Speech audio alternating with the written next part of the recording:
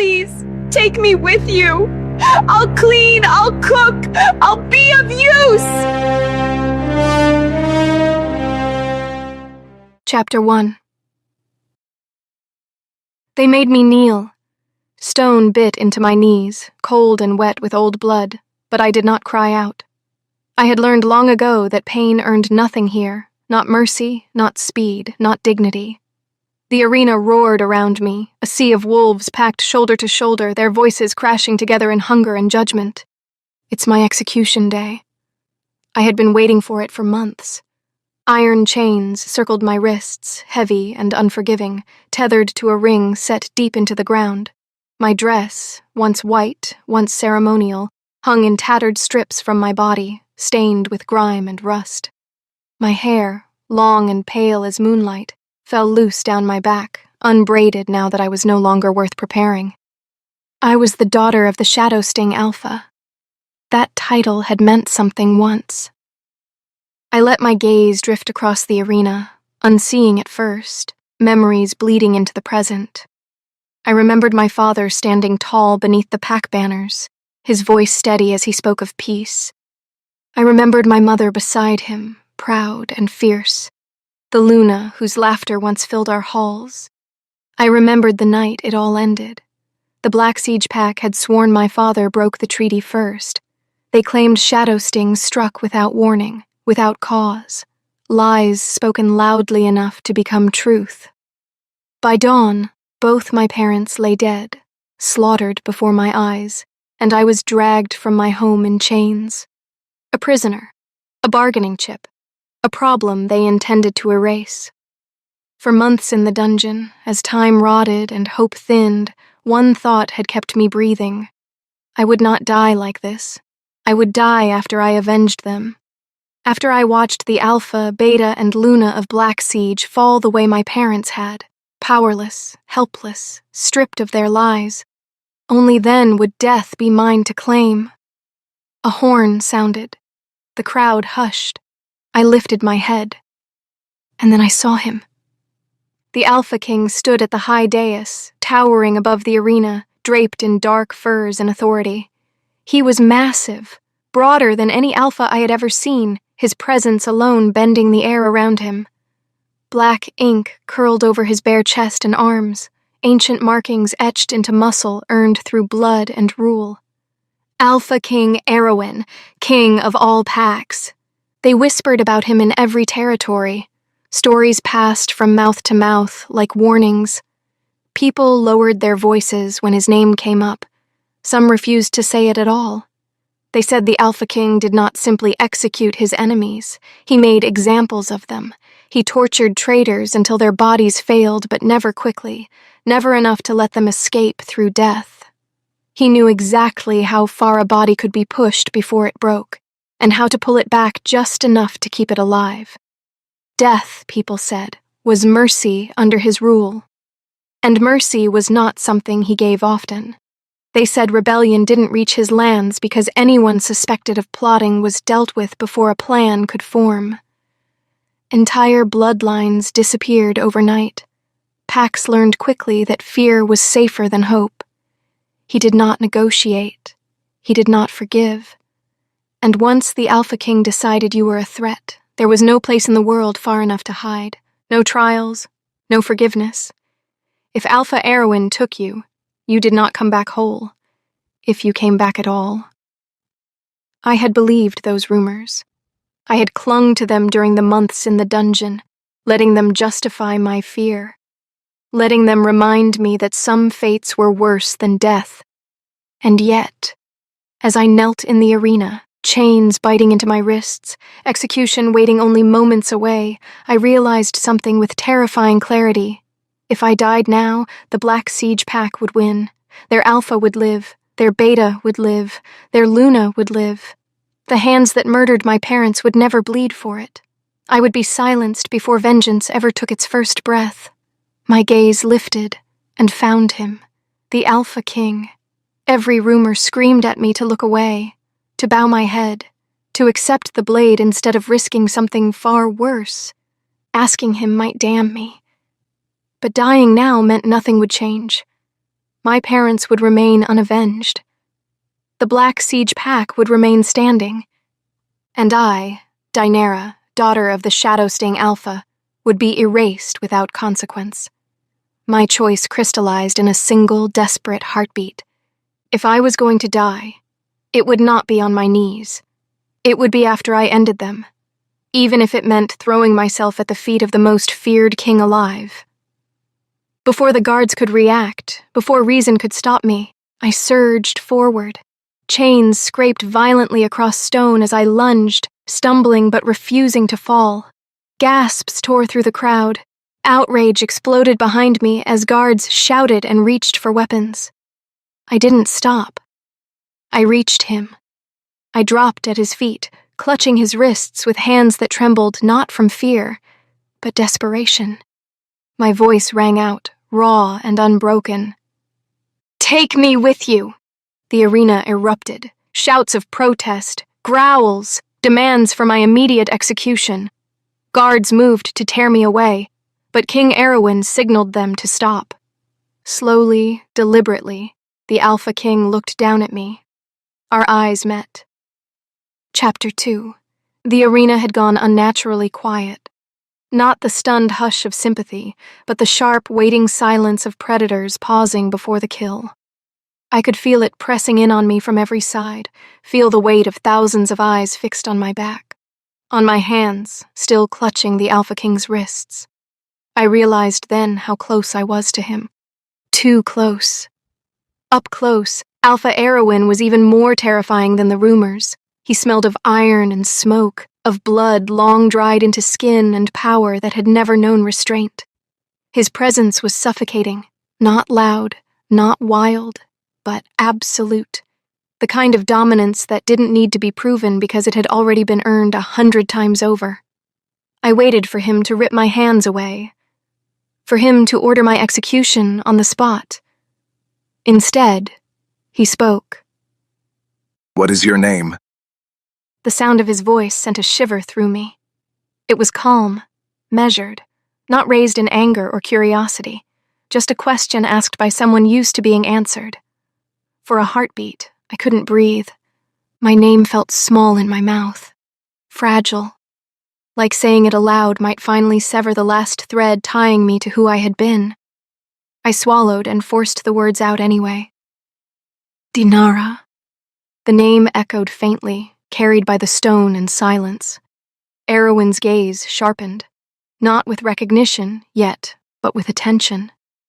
Real attention, the kind that made my pulse stutter and my instincts scream that I had crossed a line I couldn't uncross. "Dinara." He repeated slowly, as if testing how it fit. A murmur rippled through the stands. I didn't need to look to know what they were thinking. Shadowsting, the traitor pack, the daughter of the Alpha they claimed had broken the treaty. My knees trembled, but I didn't let go. If this was the moment I died, then so be it. But not before he knew who stood before him. "I am the daughter of the Shadowsting," I said, my voice steadier than I felt. "The one your vassal packs say betrayed the peace." The air changed. I felt it immediately. Felt Erwin's attention lock fully onto me now, heavy and dangerous. "And yet," he said coolly, "you run to me on your execution day." I lifted my chin, even as fear clawed at my spine. I wanted to plead my family's innocence. I wanted to tell him they had it all wrong, that my father never broke the treaty, that it was all a lie crafted by Alpha Davian, the leader of the Black Siege Pack. But I knew it was no use. Alpha Erwin was a king who valued power over weakness. He valued people who were useful. So instead, I said, "I can be of use to you, Alpha. I can do anything." He responded with a low growl. "What can you do for me, except lie on your back like a whore?" I didn't flinch. The words were meant to humiliate me, to remind me of where I stood and how little my life was worth in this arena. I tasted blood where my teeth cut into my tongue, but I forced myself to breathe through it. Slowly, deliberately, I lifted my head higher. "I can do that," I said evenly, "but it wouldn't be the most valuable thing I offer." A ripple of shock moved through the stands. I met his gaze, refusing to look away. I was raised as an alpha's daughter, I continued. I was taught pack law, territory lines, treaty language, and the weaknesses of the very packs that now cheer for my death. My voice steadied as something fierce took hold of me. I can tell you which alliances are built on rot, which alphas whisper loyalty to your crown while sharpening knives behind your back. I tightened my grip just slightly, not enough to challenge him, but enough to make my point. And if you want blood, I finished quietly, then use me to spill the right kind. Let me live long enough for you to decide my worth. And if you still want my life, you can take it. The arena was deathly silent now. I swallowed, then said the truth I hadn't dared voice until this moment. I am not begging to live, I said. I am asking for time, and if you give it to me, I will make sure to become one of your greatest weapons. Then, softer, but no less certain. Use me for what I'm worth. I waited.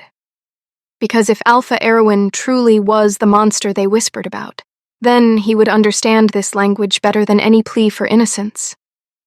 He lifted a hand. The guards froze, then, at his silent command, stepped forward and unlocked my chains. Iron fell away from my wrists and hit the stone with a sound that echoed far too loudly in the stunned arena. A collective gasp rippled through the crowd. I sucked in a breath, my arms suddenly light, almost numb.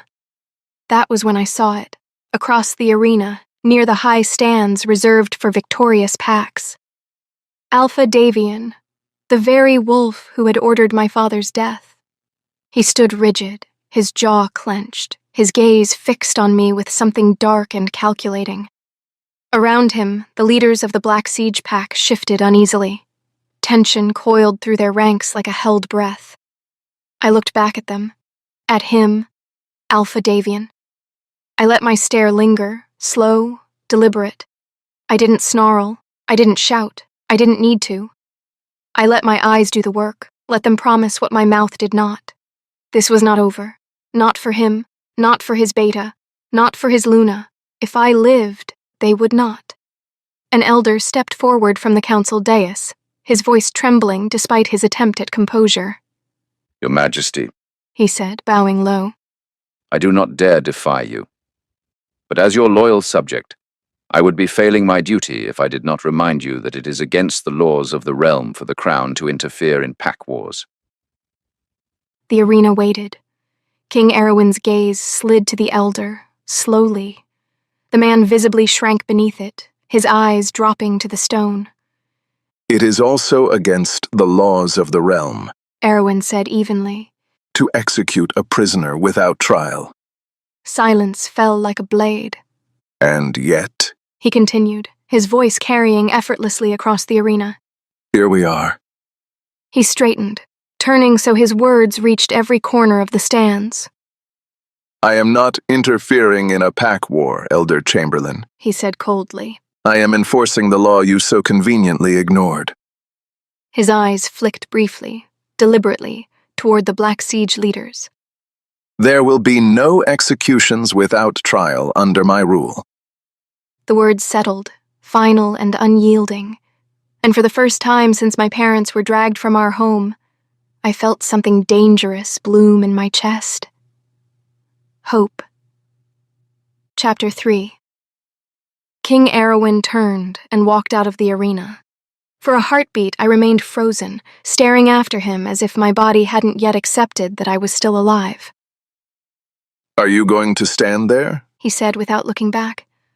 I startled and hurried after him, chains gone now, but my steps still awkward, unsteady from weeks of confinement. When I finally reached his side, he glanced down at me, his nose wrinkling slightly. You smell atrocious. I lifted my chin despite myself. Being kept in a dungeon for months will do that to you. He huffed, a short, humorless sound, and for the briefest moment, the corner of his mouth twitched into something that might have been a smile, cruel, amused. Then he said nothing more. Carriages lined the stone road, polished and imposing. Horses stamped and snorted. Guards stood in rigid formation, and coachmen bowed deeply as soon as Erwin emerged. Every movement slowed in his presence, every eye tracking him with instinctive obedience. He gestured toward one of the carriages. For me.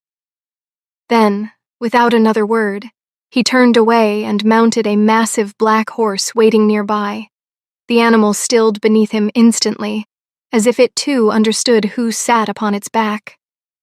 I hesitated only a second before climbing into the carriage, and just like that, the journey to the castle began. As the wheels rolled forward, my thoughts drifted where they always did. Back to my parents, to their faces, their voices, their blood soaking into the ground while I screamed until my throat gave out. Gods, I missed them. Some nights in the dungeon, I had woken gasping, heart racing, my hands clutching at air as I relived the sword piercing their chests again and again. Time hadn't dulled it. Hunger hadn't erased it. Pain hadn't replaced it. I hadn't lied to the king when I told him he could kill me, just not yet. The truth was, I wanted to die. The only two people I had ever loved were gone, ripped from me in a single night. After I took my vengeance, after I ended those who had destroyed my pack and my family, I would gladly follow my parents into whatever waited beyond this life. Because until that moment came, there was nothing else here worth living for. The journey to the castle passed in a blur of rattling wheels and hoofbeats.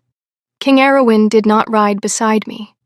He rode ahead, mounted on a massive black warhorse, broad-shouldered and restless, its presence commanding even from a distance.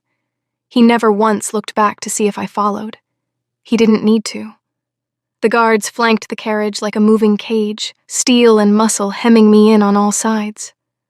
I pressed my forehead lightly to the cool window glass, watching the landscape change as we traveled farther from the arena and deeper into royal territory. Forest gave way to stone roads. Villages bowed into silence as we passed. People knelt without being told. Children were pulled indoors, doors shut. This was not reverence. It was fear. When the castle finally came into view, my breath caught despite myself. It rose from the mountains like something carved from the bones of the earth itself. Black stone layered over older gray, walls impossibly high, towers jagged and severe. No banners fluttered. No welcoming colors softened its silhouette. The castle did not invite. It warned. This was not a home. It was a fortress built to endure siege, rebellion, and blood. The gates opened without a sound. Inside, the courtyard was vast and bare, stone polished smooth by centuries of boots and hooves. Servants and guards lined the perimeter, eyes lowered, bodies stiff. No one spoke. No one dared. The carriage halted. Before I could gather myself, a guard opened the door and gestured sharply for me to step down. I did. The moment my feet touched the ground, I felt it, the weight of the place pressing down on me. The castle smelled of cold iron and old smoke, of authority soaked into every wall. King Erwin dismounted nearby in one smooth motion. He didn't offer a hand, didn't acknowledge me at all. He began walking. I hurried after him, stumbling slightly on weak legs as he crossed the courtyard without slowing. Guards watched. Servants watched. Every pair of eyes tracked me as I struggled to keep pace behind a king who clearly did not care whether I fell or broke. When we reached the inner doors, he stopped abruptly. I nearly collided with his back. He turned then, finally looking at me. Really looking. His gaze swept over me with open disdain. The torn dress, the grime on my skin, the bruises I hadn't even felt yet. He hummed, low and unpleasant. You will not enter my castle looking like a rescued animal. I stiffened, already bracing myself for something worse. Instead, he turned to a nearby attendant. Take her to the bath wing, He ordered. Scrub her until she stops offending the air. Burn whatever rags she's wearing. Give her something plain. And when you're finished, He added without looking at me, bring her to the lower dining chamber, not the high table. That made sense. I was not a guest. I was not a ward. I was a thing he had chosen not to kill, yet. He walked away. The attendants moved immediately, gripping my arms, not roughly, but firmly, like handlers moving livestock, as they led me through echoing corridors. The door they opened led into a room so large I faltered at the threshold. It was beautiful. The chamber stretched wide, its ceiling vaulted high above me, carved with subtle patterns that caught the light. Tall windows lined one wall, draped in pale fabric that stirred gently with the air. A wide bed stood near the center, dressed in clean linens the color of fresh snow. A hearth sat opposite it, cold for now but well kept, with stacked wood waiting nearby. And beyond a carved archway lay a bathing chamber. Steam curled softly from a wide stone tub already filled with warm water. Shelves lined the walls, holding oils, soaps, brushes, folded cloths. Everything was immaculate, thoughtful, prepared. I stood frozen as the attendants ushered me inside. They said nothing as they worked. Hands guided me gently but firmly. They stripped away what remained of my ruined dress and lowered me into the bath. Warmth seeped into my bones, shocking in its kindness. Brushes scraped grime from my skin. Soap lathered. Water was poured over my hair again and again until it ran clear. They scrubbed months of dungeon from me. When they were finished, my skin stung faintly, pink and clean, unfamiliar beneath my own touch. They dressed me in a simple white gown, plain linen, no embroidery, no jewels, not a prisoner's rags, not a noblewoman's finery, something in between. As they adjusted the ties at my shoulders, I finally found my voice. "How bad are the dungeons?" I asked one of the maids quietly. She paused, glancing at me with faint confusion before answering. "As bad as dungeons can be, my lady." I nodded slowly, then gestured toward a folded blanket resting nearby. "May I take one of those?" Her brow furrowed. I continued quickly, forcing logic into my tone. "I assume the dungeon is cold. If I freeze, I become useless to the king. I'd rather not die of exposure before he decides what to do with me." For a moment, she simply stared. Then she laughed. Not mockingly, just genuinely, as if I'd said something absurd without realizing it. "You aren't staying in the dungeon," she said. "This is your room." The words hit me like a blow. "My room?" I echoed. She nodded, clearly puzzled by my reaction. "Yes." The air seemed to thin. My chest tightened. That made no sense. I was not a guest. I was not an honored captive. I was the daughter of a dead alpha from a disgraced pack. A girl King Erwin had spared on a whim, nothing more. I had expected stone floors and iron bars. A cell, perhaps near the lower levels. Something fitting my place. Not this. I looked around the chamber again, seeing it properly now. The warmth, the space, the quiet dignity of it all. Why? What game was he playing? And why did that uncertainty unsettle me more than chains ever had? Chapter 4. I lay on the bed for a long time, staring up at the canopy, still trying to understand why I had been placed in this room. The mattress was soft enough to swallow me, the sheets clean and warm, the air faintly scented with herbs and smoke. Nothing about it resembled a cell. Nothing about it felt earned. A knock sounded at the door. I stiffened instinctively. A young maid entered, her posture careful, her eyes respectful but curious. "My lady," she said, dipping into a shallow bow. "My name is Sina. The king has summoned you to dinner." I nodded, rising quickly. Sina waited for me and then led the way, her steps light against the stone.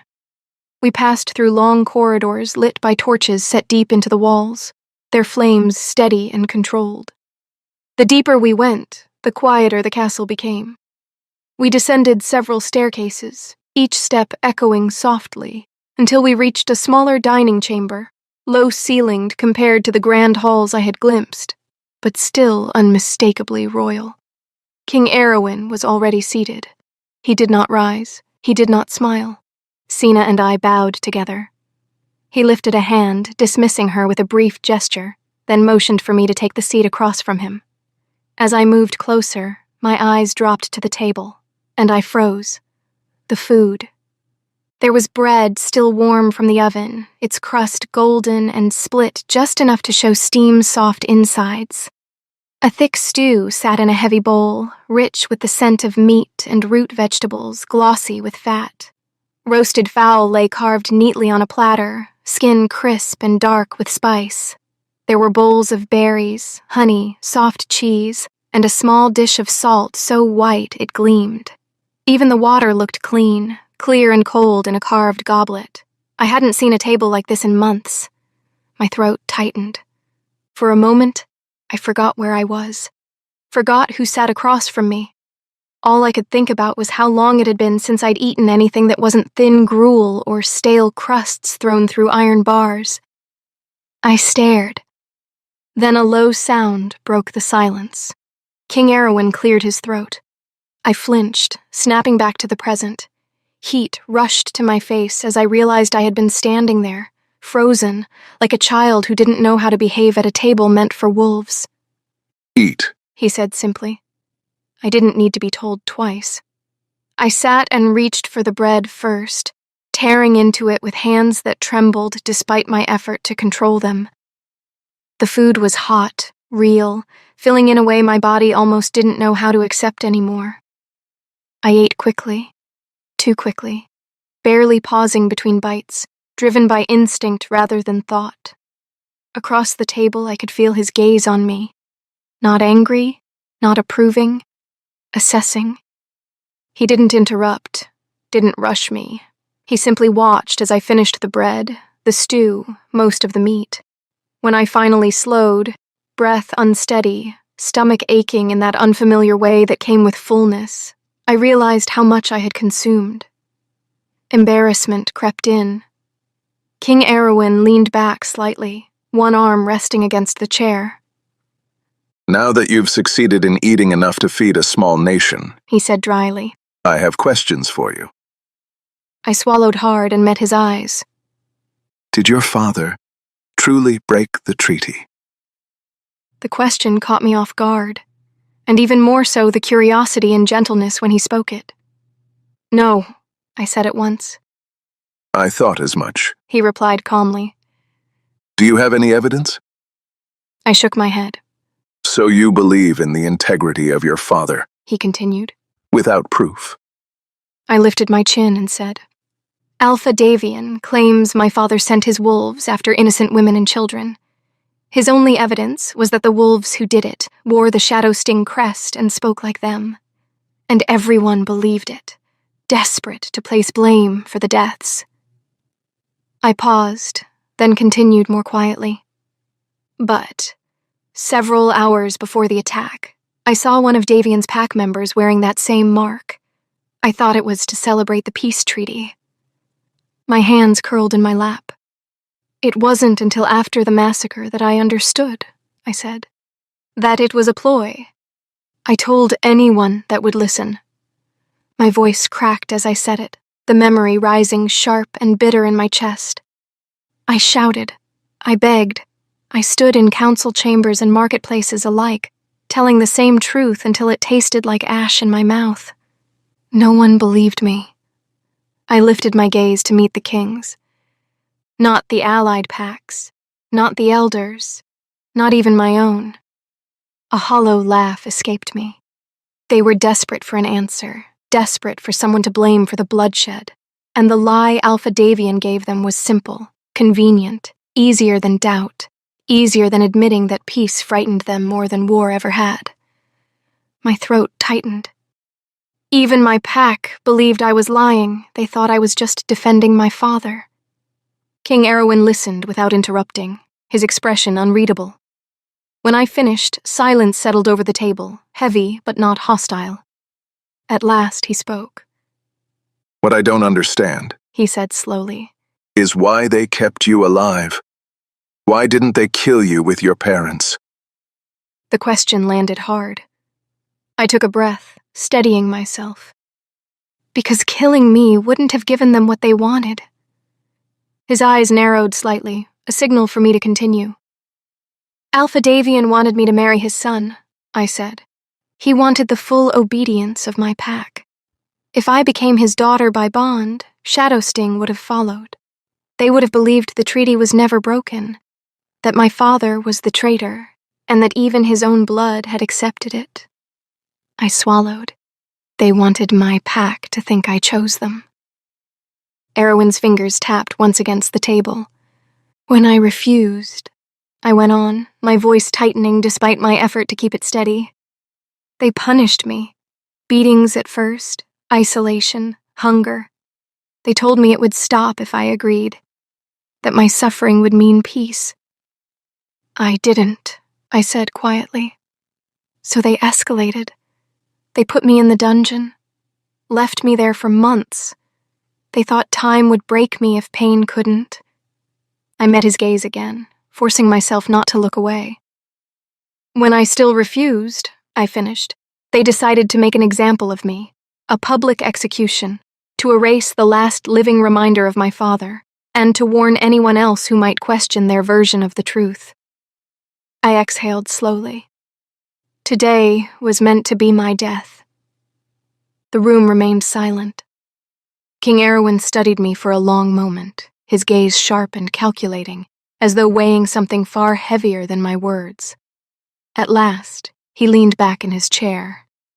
And instead, He said, voice low, you ran to a king with a reputation for cruelty and asked him to take you. Yes, I said, because dying then would have been pointless. His eyes flicked to mine. I would die, I continued, but not before I destroyed the ones who killed my parents. The corner of his mouth twitched, not into a smile, but into something colder, something thoughtful. And for the first time since I had entered that chamber, I sensed I had said exactly the right thing. Chapter 5. The next 2 weeks dragged by in a slow, monotonous blur. I did not see King Erwin once, no summons, no message, no explanation. It was as if I had been placed in the castle and then deliberately forgotten. At first I waited, tense, alert, expecting guards at my door or a sudden call to stand before him again. But days passed, and nothing came. The waiting became its own kind of punishment. What surprised me was not the silence, but how quickly I began to fill it. I grew close to the maids assigned to me, especially Mona, the older woman who had laughed when I asked for a blanket, thinking I would be sent back to the dungeon, and her daughter, Sina, the young maid who had escorted me to dinner that first night. They were nothing alike in temperament.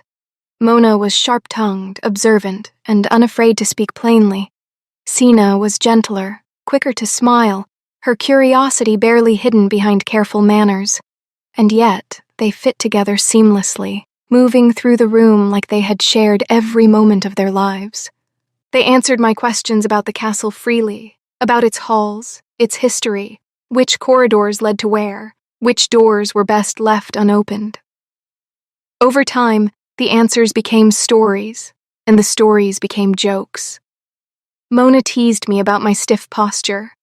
Sina laughed when I mispronounced old court terms. For the first time in months, I found myself smiling without forcing it. Their presence steadied me. What unsettled me most, though, was what didn't happen. They never flinched when the king was mentioned, not once. Where others lowered their voices, glanced over their shoulders, or stiffened with fear at the sound of his name, Mona and Sina spoke of King Erwin plainly, casually, with respect, but not terror. It didn't make sense. He was supposed to be a monster, and yet the people who knew him best did not seem afraid at all. That contradiction lingered with me, quiet and persistent, as the days passed and the king remained absent. One night, as I sat alone in my room, I realized I was done waiting. If King Erwin had questions for me, then I had questions for him, and I would not rot away in silence while he decided my fate. I would request his presence myself. I slipped from my chamber quietly, closing the door behind me with care. I knew the king did not reside in this wing of the castle. From everything I had learned, his chambers and offices were kept in the west wing, the oldest part of the fortress, reserved for the crown alone. I wrapped myself in a dark cloak and slipped into the servant passages, narrow stone corridors meant for quiet movement and unseen labor. They wound through the castle like veins, hidden behind tapestries and false walls. I followed them until the air changed, warmer somehow, and the stone beneath my feet smoothed from age rather than neglect. When I emerged into the west wing, I gasped. This part of the castle was nothing like the rest. It felt lived in. Warm, residential. The few guards I passed were relaxed, their armor worn but polished, their expressions easy. Servants spoke softly to one another, some even smiling as they worked. No one flinched. No one lowered their eyes in terror. This was not the wing of a tyrant. It was the wing of a man who was known here. That unsettled me more than cold stone ever could. I didn't know where the king would be at this hour, so I walked forward aimlessly until I found myself standing in a long hallway lined with portraits. Generations stared back at me. Luna queens, each painted with regal calm, eyes sharp and unyielding. Alpha kings, broad-shouldered, stern, their gazes carved with command. I recognized King Erwin's father, his grandfather, names I had heard whispered in stories now immortalized in oil and frame. Then I froze. One portrait caught my eye. King Erwin's father stood beside another man, an alpha, judging by his posture and bearing. My breath hitched as I noticed the symbol embroidered on the man's tunic. Black Siege.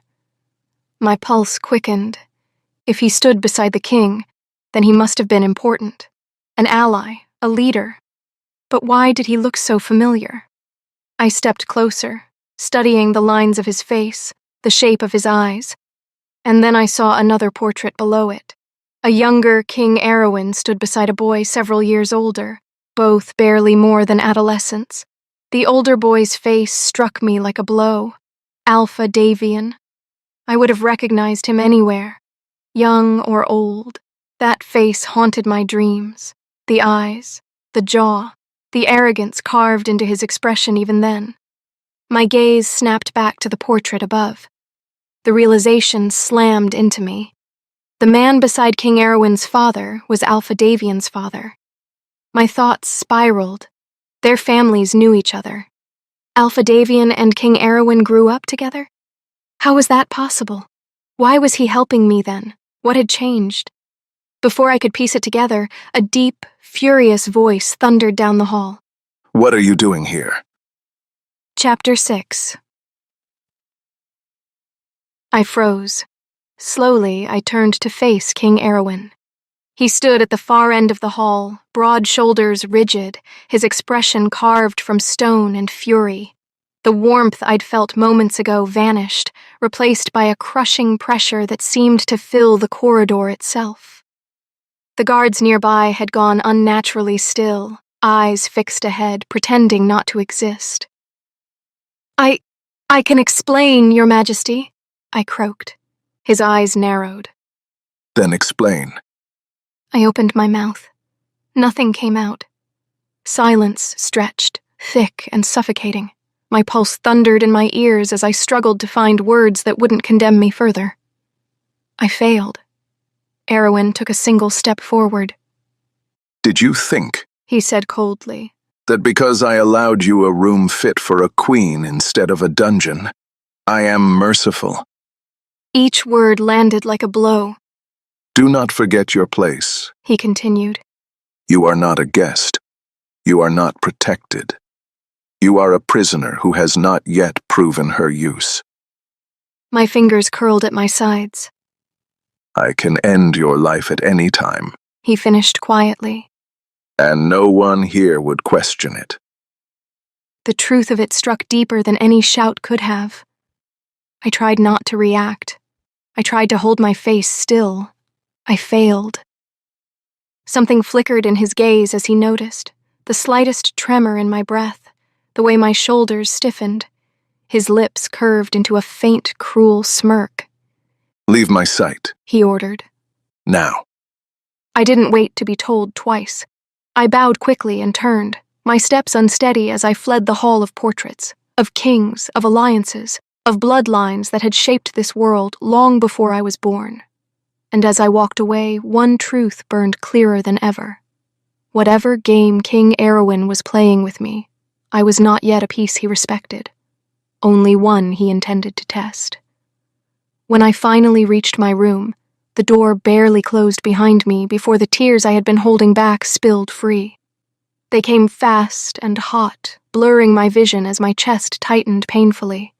I sank onto the bed, hands shaking. How could I be so stupid? I had let myself believe that because Mona and Sina spoke of him without fear, because he had given me a room instead of a cell, that maybe he wasn't the monster they said he was. Maybe I had mistaken cruelty for discipline, authority for restraint. Maybe I had been desperate enough to imagine decency where there was none. I buried my face into the pillow, muffling a sob as everything crashed down on me at once. The arena, my parents' deaths, the dungeon, the hope I hadn't realized I'd been nurturing until it shattered. I wasn't only crying because of his words. I was crying because, for the first time in months, I had let myself think that maybe, after vengeance, after blood, I could still live for something. The door flew open. I jolted, scrambling upright, wiping at my face as footsteps rushed toward me. Oh, child, Mona breathed. She was at my side in an instant, sitting on the edge of the bed and pulling me gently into her arms. Her hand stroked my hair, slow and steady, grounding. She didn't ask questions. She didn't scold. She simply held me as I cried into her shoulder like a child who had finally run out of strength. For a long while, she said nothing. Neither did I. When my breathing finally slowed, my voice came out hoarse. "How can you and Sina speak so kindly of him?" I asked, pulling back just enough to look at her. "When he's a monster? How?" Mona stilled. She studied my face, something like concern flickering through her eyes. Is that why you're crying? She asked softly. Did Erwin say something to you? I froze. My heart skipped. "You," I swallowed. "You just called him by his name." She waved a hand dismissively. Oh, child, I raised that boy. I was his nursemaid. Sina grew up at his side. He considers her a sister. I stared at her, stunned. He sent us here to act strict. Mona continued, lowering her voice. To watch you. To keep you from getting into trouble. My mouth fell open. But you are so lovely, she added with a small smile. I couldn't keep up the act for long.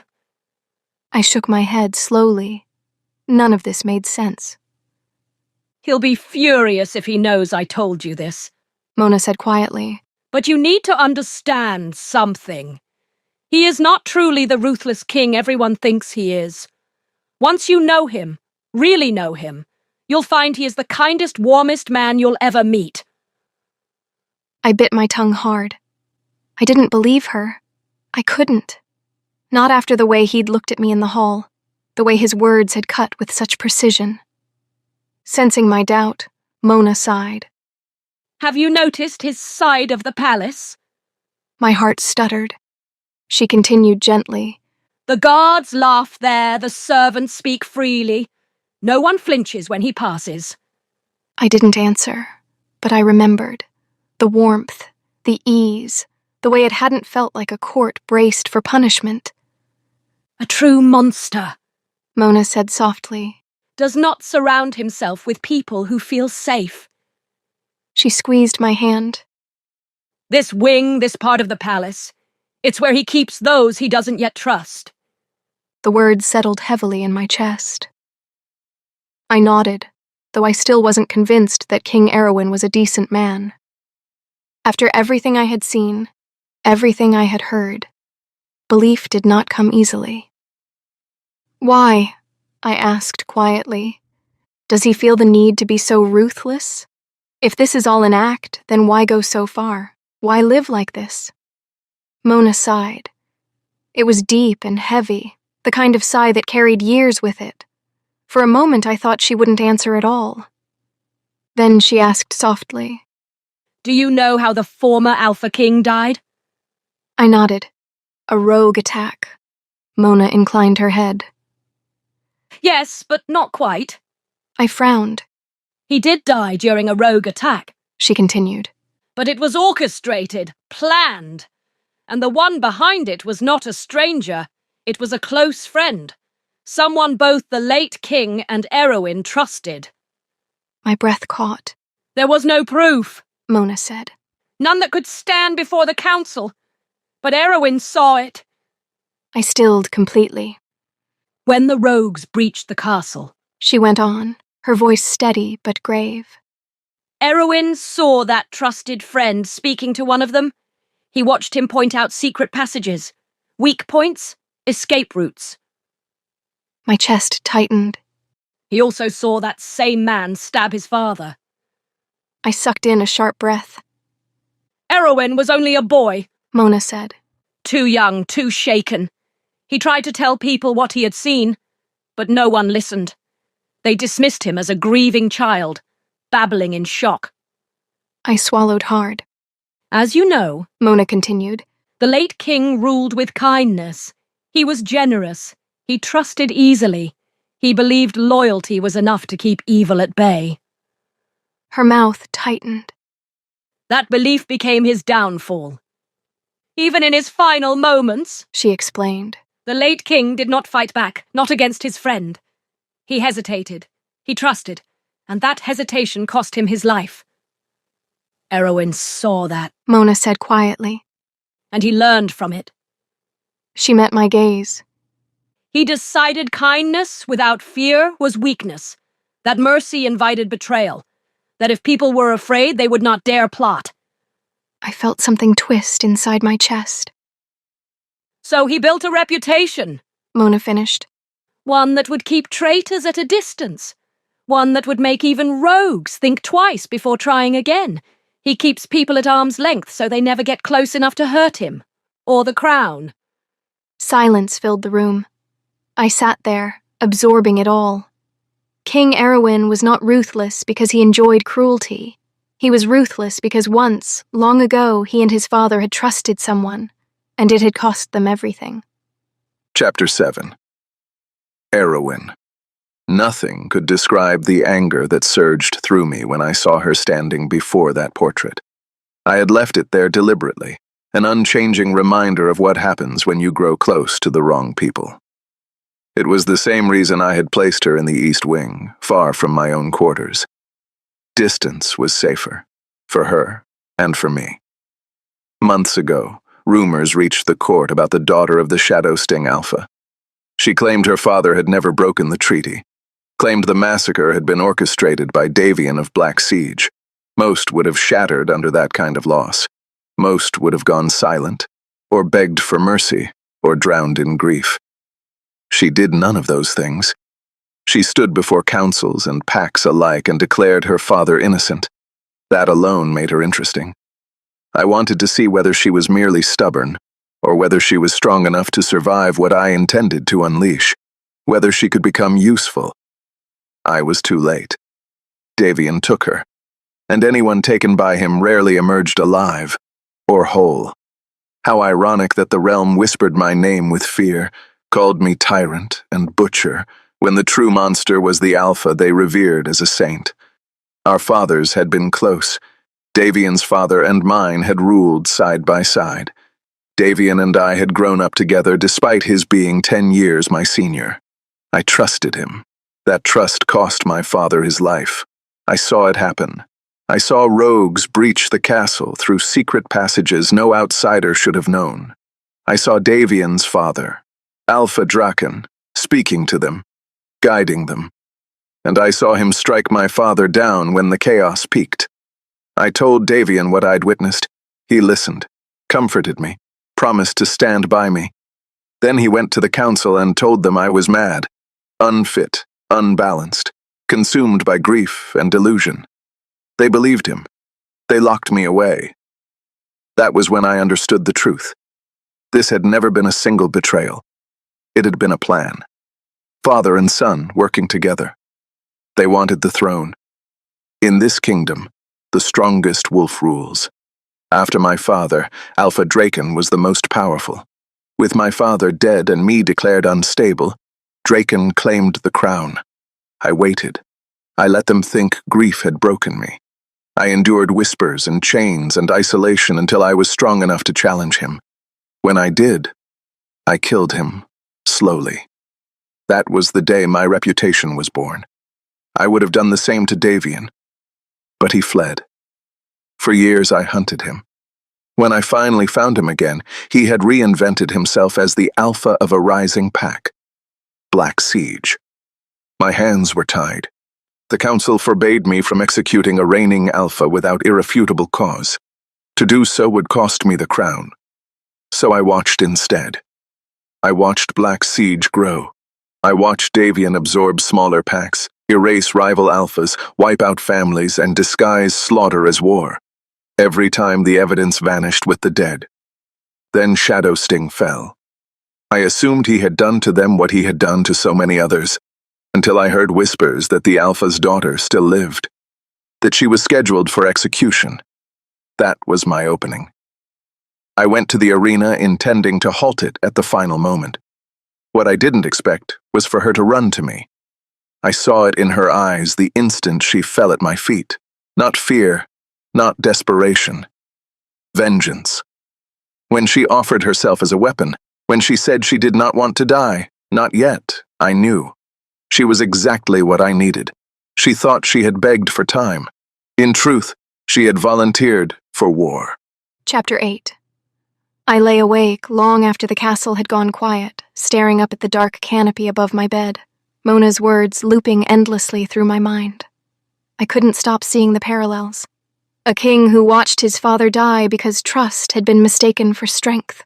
A daughter who watched her parents fall because mercy had been mistaken for weakness. Erwin had learned his lesson early, learned it so deeply it had carved him into something sharp and feared. I had learned mine, too. I had learned that innocence meant nothing without power to protect it. That truth did not matter if no one was willing to hear it. We were different in 1,000 ways, and yet the same in the one that mattered most. We were both shaped by betrayal. I turned onto my side, the sheets whispering softly beneath me. The room was warm, safe, far too comfortable for someone who had spent months sleeping on stone. It felt wrong to be here, to be untouched by iron bars or blood-stained floors, when my parents lay unavenged. Mona said he wore cruelty like armor. I understood that more than I wanted to admit. Because hadn't I done the same? Hadn't I sharpened myself into something colder just to survive the dungeon? Hadn't I learned to bury grief so deep it hardened into resolve? I wondered what Erwin saw when he looked at me. A prisoner, a weapon, a liability, or something familiar. The thought unsettled me. I pressed a hand to my chest, steadying my breath. I couldn't afford sympathy for him, couldn't afford to soften now. Not when Alpha Davian still lived. Not when the Black Siege Pack still wore lies like crowns. If Erwin intended to use me, then so be it.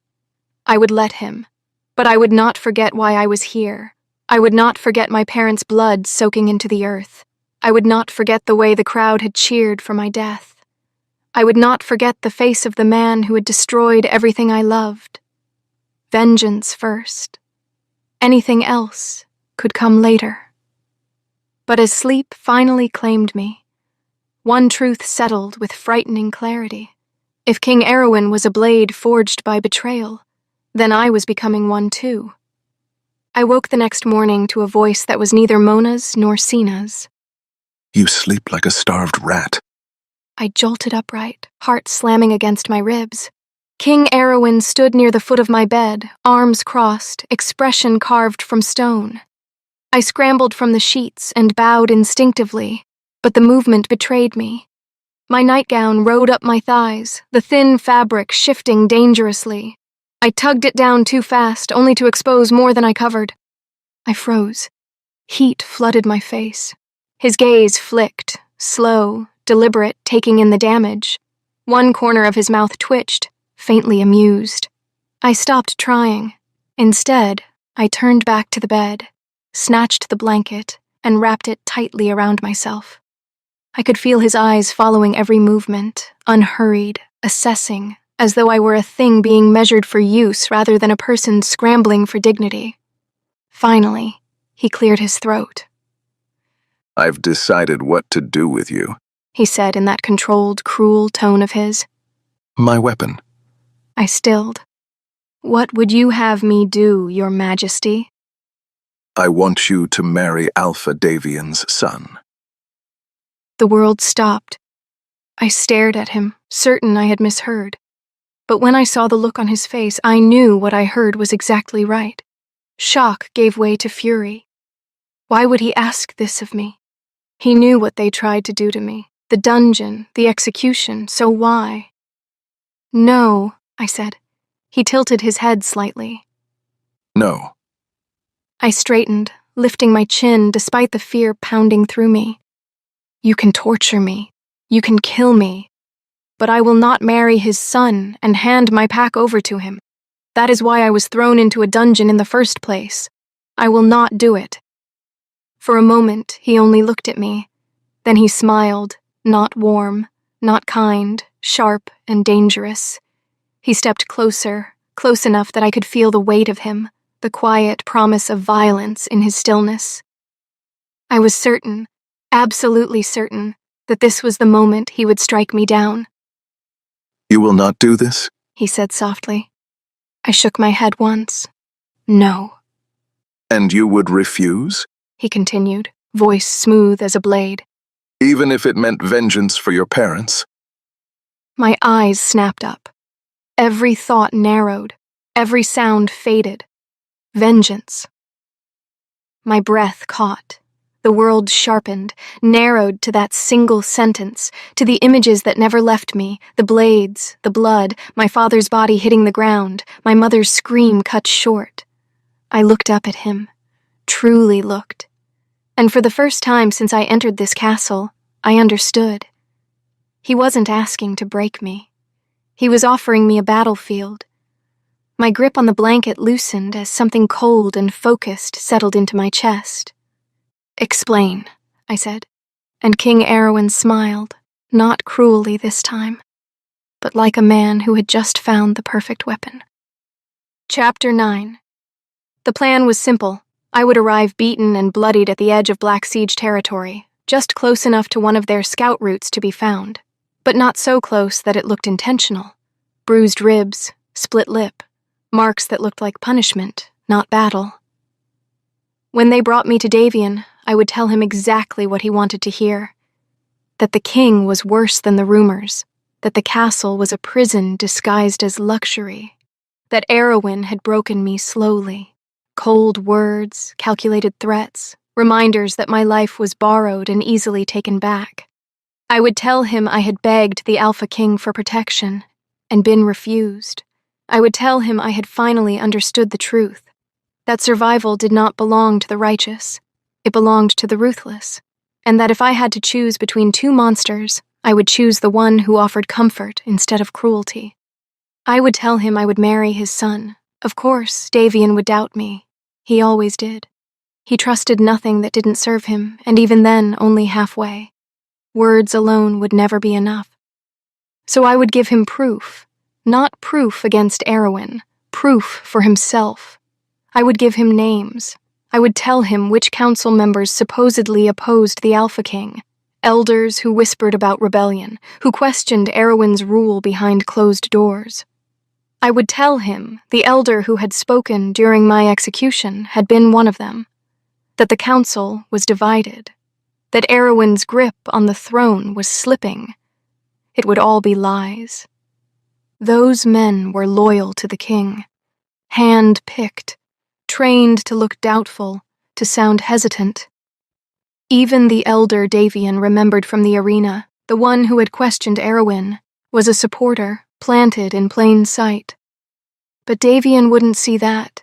He would see opportunity, because I would tell him something else. That Erwin had started isolating his council, that he trusted no one, that he feared betrayal so deeply he was pushing allies away, and that I had overheard it all. Davian would believe me, not because it was true, but because it confirmed what he already wanted to think, that Erwin was unraveling, that the ruthless king was finally overplaying his hand. And once Davian believed that, once he thought he had allies in the council and leverage through me, he wouldn't wait. He never did. He would move too soon, demand too much, expose himself. And when he did, the trap would close. The day to enact the plan came sooner than I expected, and Erwin refused to be the one to leave the marks on me. I won't do it. He said flatly, arms crossed over his chest, jaw set so tightly I could see the muscle ticking beneath his skin. I let out a soft, almost mocking laugh and tilted my head. Is the ruthless tyrant king afraid of a little blood? His eyes snapped to mine, sharp and furious. Watch your mouth. But there was no real heat behind it, no threat.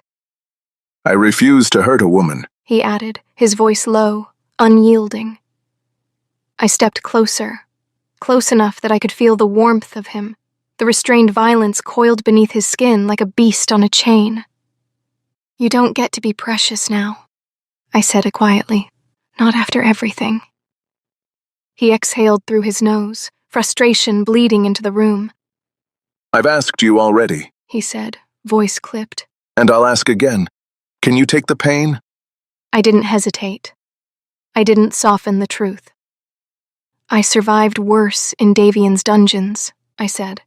Broken bones, sliced skin, starvation, days without light, weeks without hope. The air shifted. Something dark passed over his face, something dangerous and deeply personal. Anger flared there, real and sharp, not the cultivated cruelty he wore like armor. His hands curled slowly at his sides, fingers flexing as if he wanted to crush something unseen. I noticed. Of course I did. I smiled faintly.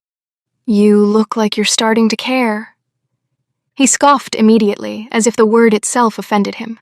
Don't flatter yourself. I would never worry about a rat like you. I simply want my weapon to come back intact so I can keep using it. The words were cruel, but they rang hollow, because I saw it then, the tension in his shoulders, the way his hands curled slowly as if restraining something he didn't want to feel. He cared. Not in the way poets wrote about, not gently or openly, but in the way broken things recognized one another. We shared the same kind of scars. We were companions in that sense, bound not by comfort, but by understanding. When we told Mona and Sina of the plan, it went exactly as expected. Mona reacted first. She grabbed my hands with surprising strength, her eyes bright with panic and fury. You will not go back there, She said sharply. Do you hear me? Do you have any idea what he'll do to you if he suspects even a fraction of this? I do, I replied calmly, squeezing her hands back. And that's why it will work. She shook her head fiercely, curls coming loose from her braid. You've already suffered enough.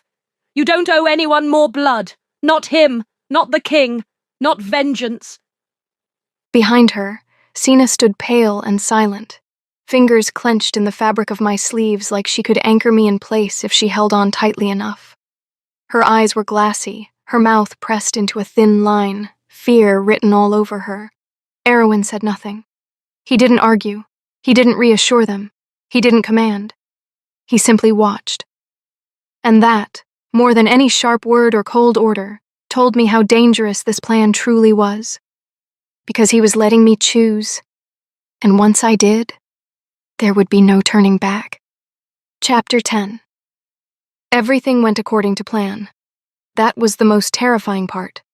When Alpha Davian finally stood before me again, I forced every trace of hatred and fury deep into my chest and buried it there. I could not afford even a flicker of truth in my expression. Not now. My arm hung at an unnatural angle, the bone clearly broken. My jaw throbbed with every breath, pain blooming sharp and relentless where it had been struck. Tears streaked my face, not forced this time, not entirely. Pain made honesty easy.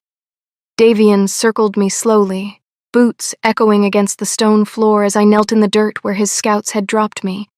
I kept my head bowed, shoulders slumped, body made small. Well, well, He drawled mockingly. look what the cat dragged in. His laughter followed, soft, pleased, predatory. I dropped fully to my knees before him, ignoring the scream of protest from my shattered arm. The movement alone earned a hiss from between my teeth. "Please," I sobbed, I can't go back." He stopped circling. That was when I knew I had his attention. I told him everything he wanted to hear, that the king was worse than the rumors, that cruelty lived behind every wall of the castle, that Erwin did not rage or strike, but that he broke people slowly, methodically, until they understood how disposable they were. I told him I had begged for protection, that I had been laughed at, that I had finally realized what kind of man ruled the Pax. "I was wrong to refuse you," I said, voice shaking just enough. "Wrong to think honor would save me. I should have chosen comfort when it was offered." Davian laughed again, louder this time. And now you come crawling back? "Yes," I whispered. "I will marry your son." That was when he tested me. His eyes narrowed, sharp and calculating. Why should I believe a word you say? I lifted my head just enough to meet his gaze, tears blurring my vision. "Because the council is turning against him." That did it. I saw it happen, the exact moment greed took hold. I told him names, elders who questioned the king, council members who whispered doubts behind closed doors. I told him the elder who had spoken during my execution had been one of them, that Erwin pushed away the very people who tried to temper him, that his paranoia was rotting his rule from the inside out. Davian stilled. Then, slowly, he smiled. Not a kind smile, not even a triumphant one, a hungry one. So, He murmured, circling me once more. the great Alpha King is bleeding allies. "Yes," I said softly, "and he doesn't even know it yet." Davian straightened, satisfaction radiating from him. He believed me, not because I was convincing, but because I had handed him exactly what he already wanted to be true. At last, he spoke. Very well, He said. we'll have your wedding. I'll set the date myself. Relief flooded my chest so hard it nearly made me collapse. Davian turned away, already lost in thoughts of power and conquest. He never once noticed the way my hands trembled, not with fear, but with anticipation, because the moment he agreed to that wedding, he signed his own death warrant. The next 3 weeks blurred together. I did everything Davian asked of me. I fed him information carefully, precisely, hidden routes beneath the castle, old service tunnels sealed during Erwin's reign, patrol schedules that shifted with the moon cycles. Some of it was true. Some of it was altered just enough to be dangerous in the wrong hands. Davian never noticed the difference. He was too hungry. Davian had wanted the throne for years. He had built Black Siege patiently, swallowing smaller packs under the guise of war and necessary retaliation. But it had never been enough. As long as Shadowsting stood apart, strong, independent, loyal to the crown, he could not risk open rebellion. My parents had been the final obstacle, so he destroyed them. With their deaths, Davian expected Shadowsting to fracture, to fold into Black Siege through fear and grief. When that didn't work, he tried another method. Marriage. Me. A symbolic unification that would give him something far more powerful than conquest. Legitimacy. By marrying me into his bloodline, Davian wouldn't just control Shadowsting, he would absorb it. Every wolf sworn to my parents would be bound to his son by law, blood, and tradition.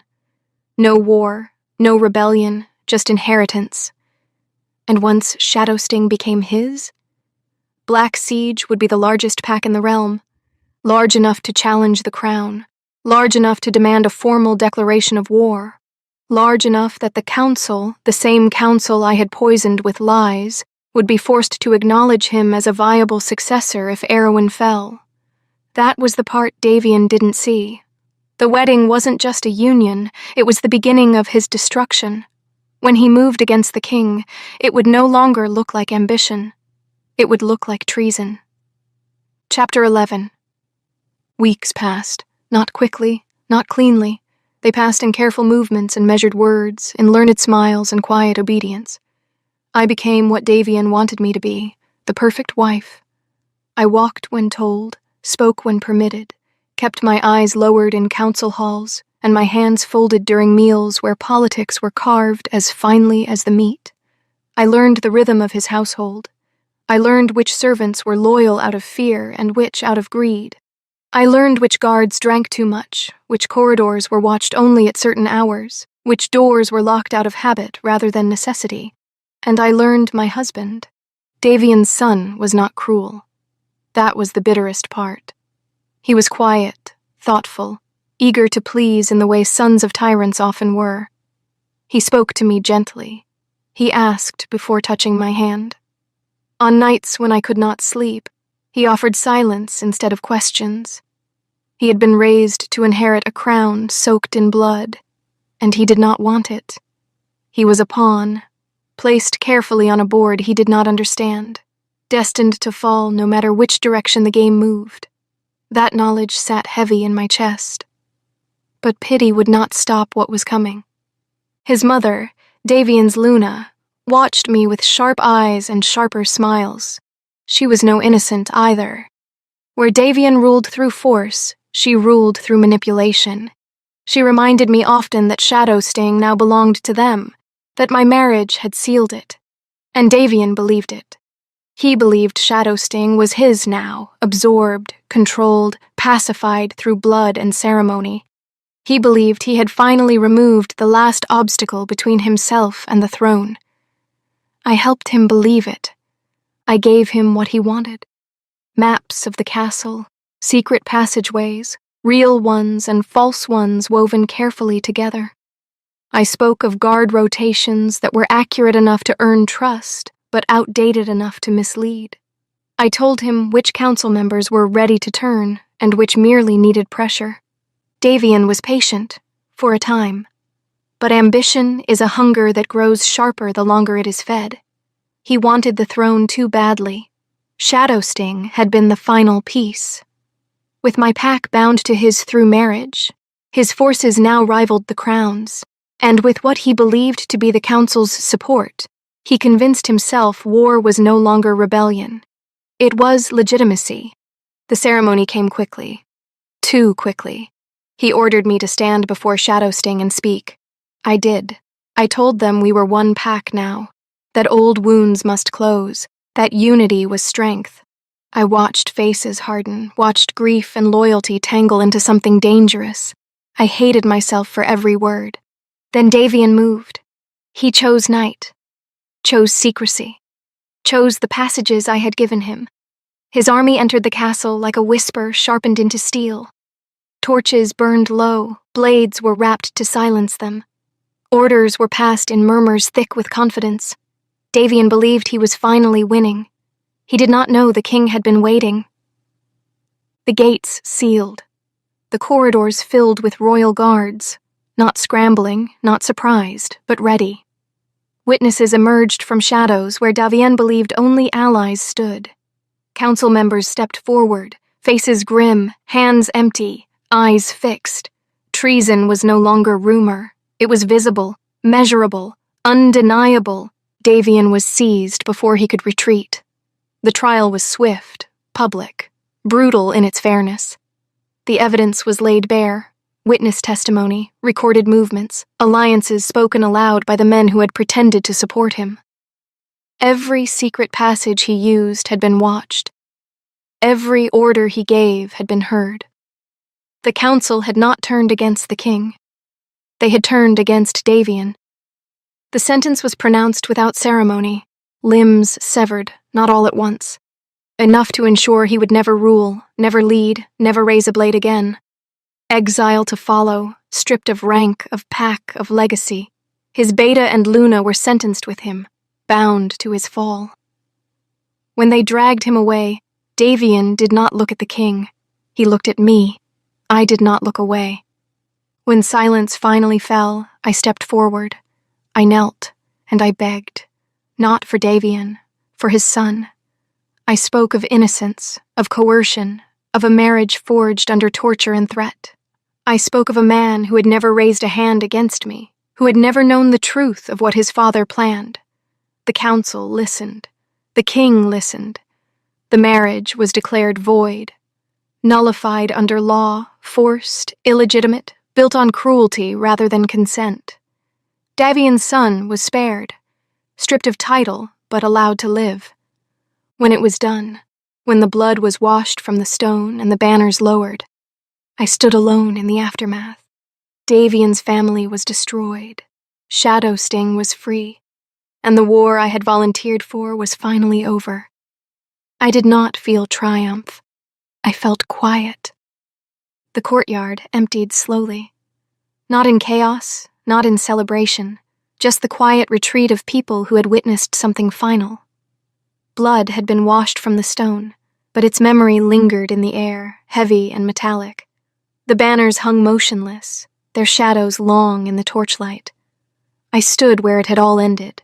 My hands were steady, my breathing even. I had imagined this moment for years. Imagined Davian brought low, imagined justice wearing his face instead of mine. I had imagined satisfaction, relief, vindication. What I felt instead was stillness. King Erwin came to stand beside me without announcement. I did not turn, but I felt him there, the familiar weight of his presence, no longer suffocating, no longer distant, the tyrant, the king, the man who had waited. For a long moment, neither of us spoke.